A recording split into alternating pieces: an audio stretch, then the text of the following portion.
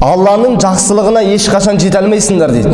Қашанға дейін жақсы көрген нәрселеріңді Алла жолында жұмсамайынша Алланың жақсылығына жете алмайсыңдар. Бұл ең жақсылықты ғалымдар әртүрлі тәпсірлейді. Не деген жақсылық дейді?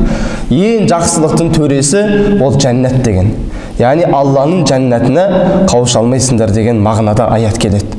Яғни өзіміздің біз өмірде бір рет болсын не нәрсені жақсы көреміз, қандай мүлігіміз бар біздің өзіміздің жақсы көретін, соны бір адам мұқтаж болып тұрса сол нәрсеге Алла үшін деп берсеңіз, міне сізге ол үлкен сауап болып жазылады.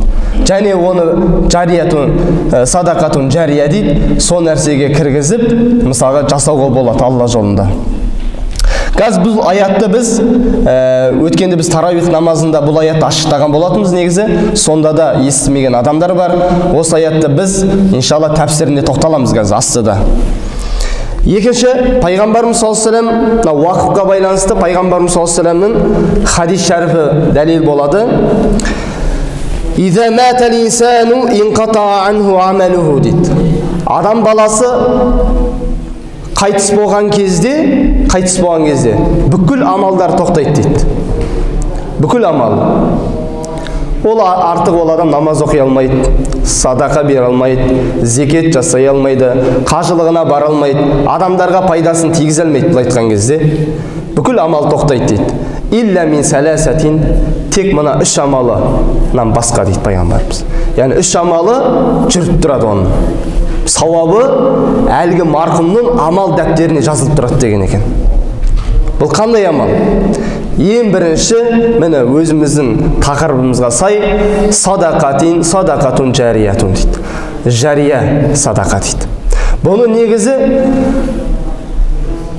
тікелей аударсақ, біздің арамызға жария садақа деп кіріп кеткен негізі.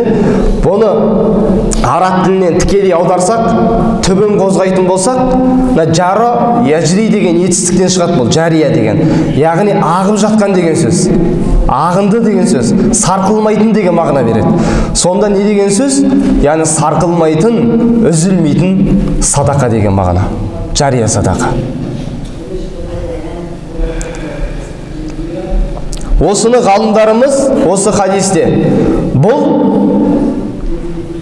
уақыптың дәлел екендігіне осы хадис дәлел болады дейді пайғамбарымыздың.